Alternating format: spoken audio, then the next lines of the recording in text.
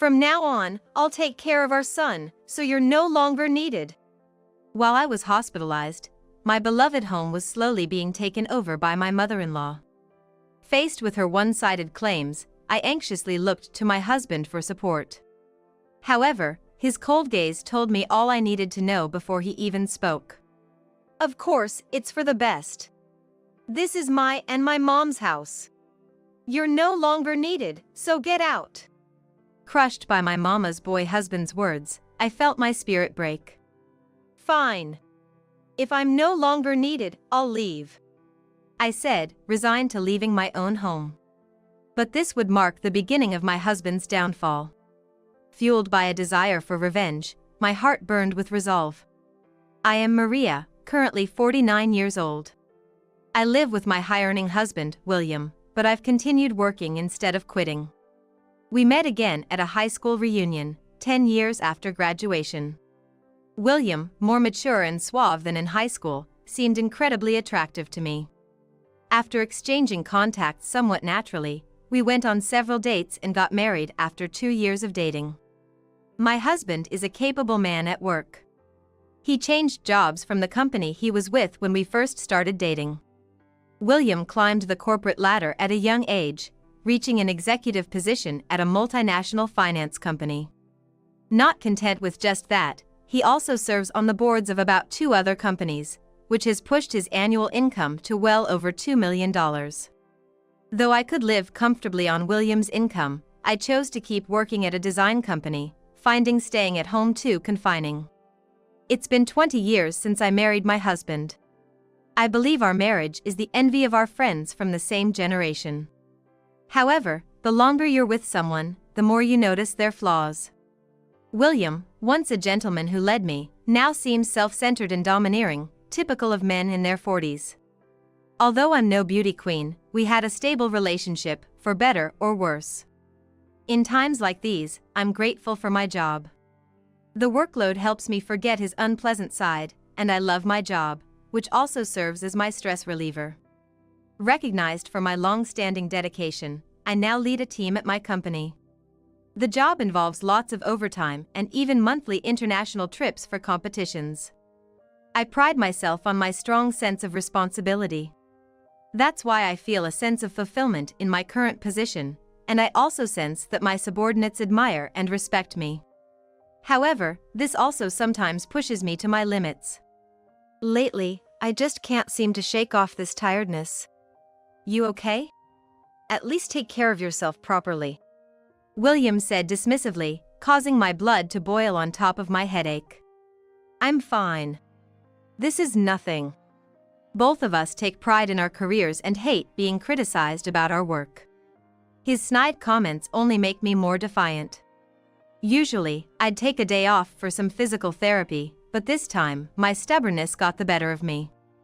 As a result, I collapsed at work and had to be rushed to the hospital by ambulance. "Maria! Are you okay?" Hearing the panicked voice of my subordinate as the last sound, I felt regret as my consciousness faded away. And this regret was just the beginning of an unexpected turn of events. When I woke up, the first thing I saw was a stark white ceiling. The bed was made with clean sheets, and beside the window, there was a vase adorned with a bouquet of colorful flowers. Realizing I was in a hospital didn't take long, and I let out a deep sigh. This is the worst. I've caused trouble for everyone. I tried to organize my schedule in my head and searched for the nurse call button likely beside my pillow. "Excuse me. I've woken up," I said to the nurse. After a short wait, a nurse arrived in a hurry, accompanied by a doctor. The doctor asked me several questions about how I was feeling, and I answered them smoothly. "The direct cause of your collapse is probably overwork. However, is there another cause?" I was aware that I had been feeling tired, and it wasn't surprising to hear I'd collapsed from overwork. But the doctor, flipping through my chart, looked resolved as he informed me. "There's a possibility you have a tumor. We can't say for sure without further tests, so would you be able to stay in the hospital for a while?"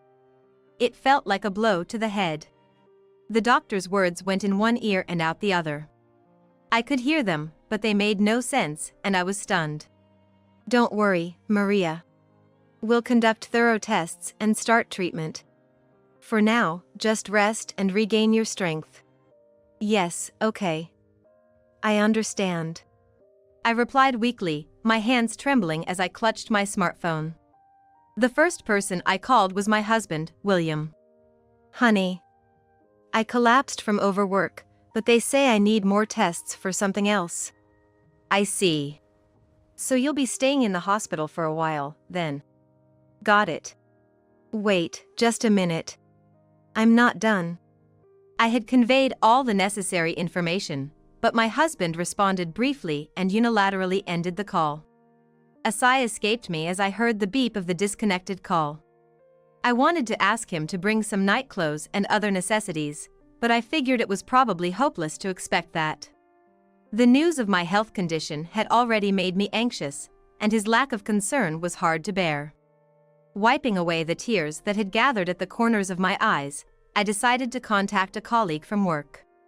An old friend and colleague brought everything I needed to the hospital.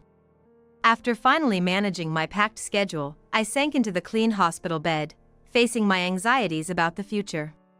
The doctor explained the detailed schedule for my tests and discussed possible diagnoses with me. If it turned out to be a malignant tumor, early detection meant that it could be treated with surgery or medication. Despite my worries, the kindness of the people around me was overwhelming. By the second day of my hospital stay, my room was overflowing with gifts and bouquets. From the day I was admitted, colleagues, subordinates, and even business partners had come to visit. "It's amazing, I've never seen a private room so full of get-well gifts." "I'm so grateful. I never realized people cared about me this much." Illness is partly mental, so let's turn everyone's well wishes into strength and keep fighting. The attending doctor came to check on me almost daily and always offered such encouraging words. In contrast, my husband hadn't even called, let alone visited. I understood he was busy with work. But a simple call to check on me would have been nice. As the years passed, my love for him had faded, and all I could do was sigh in sadness. 2 months into my hospital stay, I began intensive treatment for the tumor, battling the side effects of the medication. Despite suffering from headaches and nausea, the constant visits from my work colleagues were uplifting. Amidst all this, there was a time when I tried calling my husband just once. It was 9 p.m., a time when his work would likely have been finished. After a few rings, his deep voice answered from the other end of the phone. "What's this? Calling at such a time?" Just wanted to see how things were on your end." "Nothing's changed." "Is that so?" I was foolish to hope he might ask, "Are you okay?" William's responses were mechanical, like he wanted to end the call immediately. Then, I heard an unfamiliar voice on the other end of the phone. "William? Who's calling at this hour?" "It's Maria." William's voice sounded distant. "Is someone there with you?" When I asked, sounding perplexed, William sighed in annoyance and answered, "It's just my mother. If there's nothing else, I'm gonna hang up." As usual, the call was abruptly ended. The impersonal tone of the disconnected call made my heart ache even more. What used to be an enviable marriage had now become nothing more than a cohabitation in form only. Despite my desire to recover from my illness, the thought of returning to that cold marriage was frightening. Why did it come to this? Fortunately, as my hospital stay reached half a year, my condition had almost stabilized. "From now on, we'll monitor your condition with regular visits. If there's no recurrence, you can be considered nearly cured, but don't let your guard down. Be mindful of your diet and don't overwork." While receiving a mild scolding from my doctor, I showed deep gratitude for the care I had received. "Thank you so much for everything. Just make sure not to push yourself too hard, absolutely," the doctor emphasized, and I nodded with a wry smile several times. Of course, William wasn't at the hospital entrance. It was my sister, Iris, who came. "Are you gonna take a break from work for a while?" "Yeah, I'll take the rest of this month off and then gradually start working from home." That's good. Just like the doctor said, don't push yourself too hard. You worry too much, sis. I'll be fine. My sister said the same, and all I could do was give a wry smile in response. My sister's car pulled up in front of the house.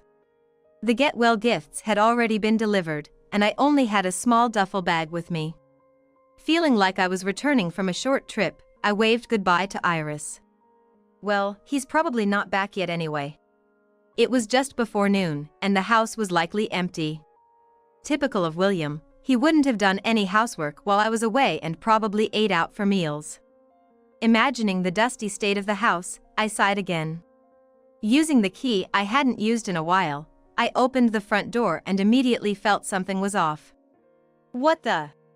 Our house, while not minimalist, had few belongings. We avoided clutter like ornaments and photo frames, finding that storing them on our smartphones was sufficient. We managed our schedule online, so there was no need for calendars, and the walls were adorned with only a favorite art panel. But now, there were more than 5 pairs of women's shoes scattered at the entrance, and several unidentifiable cardboard boxes lay haphazardly in front of the shoe cabinet. What's all this? In a panic, I rushed to the living room without even bothering to arrange my shoes. I could hear the TV and the voices of a man and a woman from the living room.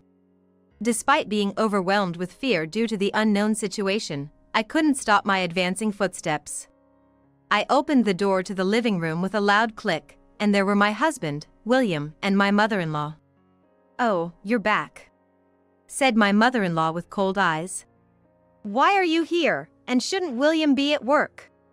"I took the day off because Mom wanted to go shopping." "Was today your discharge day?" William and my mother-in-law, sitting side by side on the sofa, glanced at me disinterestedly. The living room was overflowing with strange decorations, old-fashioned floral curtains, a tall houseplant, and piles of magazines on the floor. The kitchen, which should have been equipped with silicone kitchen tools, now had utensils, chopsticks, and dishes I'd seen at my in-laws, including items I couldn't imagine when we'd use them. "What's going on here?" As I looked around the house, it had changed so much in the past 6 months that I felt dizzy. My mother-in-law spoke mockingly amidst my confusion. "What do you mean? Now it's me and William living here." "What? This is mine and William's house." Her words made no sense to me. William turned his mocking gaze to me, frozen in shock. "Mom has been taking care of everything in the house, covering your inadequacies. You should be grateful." Despite everything, I had been hospitalized for treatment after falling ill, not due to any shortcomings on my part. My anger at my husband, who showed no concern, continued to build. "You really are a terrible wife for abandoning the house for half a year." "I didn't abandon it, I was hospitalized. You never even visited me." I retorted strongly, only for my mother-in-law to snap back with a red face. "How dare you say that? William has been working hard every day, and you were just lying in the hospital. I didn't choose to be hospitalized. Basic self-care is essential for an adult. Why should I sympathize with your poor health habits?" "That's right, you should be supporting your husband. Aren't you his wife?" Thinking back, she had always been like this since the beginning of our marriage. My mother-in-law, a stay-at-home wife, was supported by her husband in management for nearly 40 years. She took pride in being a housewife and saw me, who continued to work after marriage, as an adversary. "Isn't it a woman's role to look after the home, William?" "Well, I earn enough, and if necessary, I can make Maria quit her job, Mom." My father-in-law was a passive husband who showed no interest in home affairs and left everything, including child-rearing, to my mother-in-law. As a result, she doted on her only son, William, who became overly attached to his indulgent mother. This intensified after my father-in-law passed away 5 years ago. William stayed at his parents' house 3 nights a week and was in daily contact with his mother. "I was always worried. That's why I was against this marriage." "I'm sorry, Mom. If I had listened to you." Even as I stood there in shock, the two of them continued to speak as they pleased. I had reached my limit. "Enough! Why is my mother-in-law living here in the first place? I yelled, confronting their twisted display of parent-child affection. This is our house. I never agreed to live together, I declared firmly, and the atmosphere froze for a moment. William's face turned red with anger, and my mother-in-law, also flushed with rage, retorted. How ungrateful! Who do you think has been supporting this household? This is my son's house. And while you were in the hospital, I was the one supporting him. That's right. You haven't fulfilled a single duty as a wife. Right now, it's me and William living here. From now on, I'll take care of our son, so you're no longer needed. How can you say that? William, are you really okay with this? I looked at my husband in desperation, hoping for some support against the one-sided accusations. But his gaze was cold, and I understood his stance even before he spoke. Of course I am. This is my and my mom's house.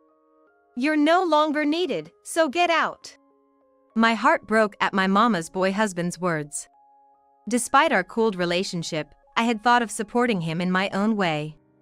Memories of past events flashed through my mind, recalling the harsh treatment from my husband as if it were yesterday. I let out a deep, deep sigh.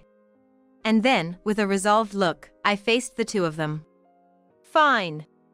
If I'm no longer needed, I'll leave. I'll dispose of everything that relates to me. As I said this, trying to convince myself, my mother-in-law's cheeks relaxed in triumph, and she let out a loud laugh. Get out quickly, you good-for-nothing. Come on, William, let's live happily with Mom from now on. What kind of 40-year-old son calls his mother Mama? William smiled sloppily as he passed by me. Mom, let's go shopping and eat out. It's a change of pace. Yes, let's celebrate at some fancy steakhouse. They left like a newlywed couple. Alone in the silent room, only my sobs could be heard. 20 years of marriage, not wasted, but certainly empty. Sis, I'm sorry. Can I stay here for a while? I packed only the essentials in my bag, sold everything else, and left for my sister Iris's house with just the clothes on my back. After an hour of changing from train to bus, I finished sorting out my future plans while looking out the window. What happened? Why are your eyes so red? Come in right away. My sister, who was married and living in a condo with her husband. Currently, her husband was away on a work assignment, so I often stayed over at her place.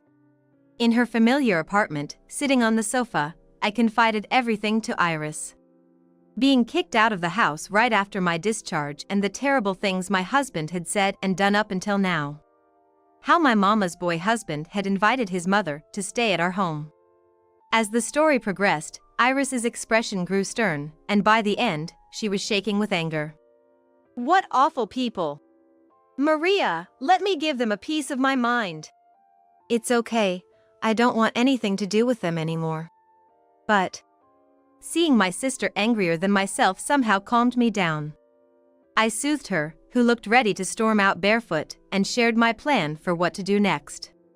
You're a formidable woman, my sister, Iris said with a wry smile, and I was surprised. That's right, I'm capable and earn enough to live on my own. I don't need to be afraid or hurt by those two anymore. You know, I'm actually quite smart and resourceful. I feel silly for worrying so much. Thanks to my sister, I felt even more composed. Thinking about my future plans, I couldn't help but smile. 3 months later. It was when I had returned to work and was busy in my office as usual. My smartphone began to ring insistently. I looked up from the documents, saw the screen. That was quicker than expected. It was William's name as the caller ID. It had been a while since we last spoke, but I answered the phone as if nothing was amiss. Hello, yes? Hey, what's going on? A real estate agent is at the house. Oh, is that so? And? I replied in a detached tone, which seemed to take William aback, causing him to stumble over his words. You must have called for a reason, right? This was a line I often heard from him. Don't talk to me unless you have something to say. It was probably one of the most frequent harsh remarks I had received. Why do we have to leave the house?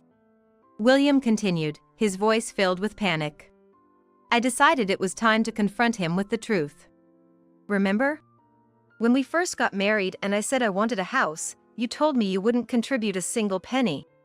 Indeed, when we were building the house, William had no interest in it and refused to contribute financially. So, I used my own savings to buy the house and took out a mortgage in my name. I had paid off that mortgage with my salary, making the house legally mine. That house isn't yours, it's mine. So, I can do whatever I want with it, right? You guys don't need a house bought by someone as useless as me, do you? I said with as much sarcasm as I could muster, leaving William speechless. It seemed his beloved mother was also there, as she snatched the phone from him and began berating me with spitting fury. Enough! Why do you get to do whatever you want with this house? You must have leached off William's money to pay for it. You must not know because you never took an interest in me. I'm currently the CEO of a design company. What? I earn more than William does annually. But I kept quiet about it, thinking it might hurt his pride. I had steadily built my career at this design company. I learned multiple languages to communicate with overseas clients, and my efforts and enthusiasm had led to my appointment as CEO 5 years ago. William, never showing interest in my career, had probably forgotten about it. And though he was a capable man earning $2 million a year, he was also a big spender. He had luxury cars he never drove, and even his sleepwear was designer brand. He was known for his womanizing and drinking habits, infamous among our peers for his poor behavior when drunk. Moreover, I was aware of his multiple affairs, which he thought he had kept hidden. William has been living quite extravagantly, and we're still legally married. Well, we'll probably have to discuss this further with lawyers. Wait, just a minute, that's not... Maria! Just so you know, the house has already been sold. You might want to quickly pack up all those tacky items and leave. Wait, let's talk about this. Maria, please! I could hear William's faint voice and his mother berating him in the background. Disregarding everything, I ended the call unilaterally. Hearing my pathetic husband's voice was oddly satisfying. Afterward, I successfully divorced him through a lawyer. I also made sure to receive a substantial alimony payment for his verbal abuse towards me and for his past misconduct. Furthermore, his extravagant lifestyle and the stress from this incident led to multiple mistakes at work. In the competitive world of multinational corporations, incompetence quickly leads to dismissal. Consequently, William lost his job, further straining his finances. Meanwhile, I continued to stay at Iris's house, but I started noticing strange things. I felt like I was being followed when I returned home, and I received numerous prank calls from unknown numbers. I never expected them to go this far. Thankfully, there was no direct harm, but I knew it was only a matter of time. I hurried to consult with the police. They promised to increase patrols, and perhaps feeling the pressure, one night, my ex-husband and ex-mother-in-law brazenly showed up at my sister's house. It's all your fault. My son got fired because of you. There's no job, no money left. It's all your fault, so you need to take responsibility.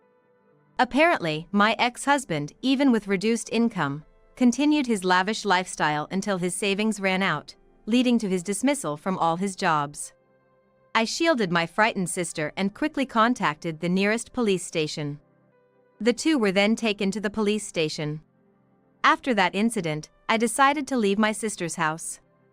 Thinking it was just a place to sleep, I opted to live in a hotel for a while. I had an idea for a new place but wasn't quite ready to make a move yet, emotionally speaking. Then, a significant event finally brought my tumultuous 40s to a close.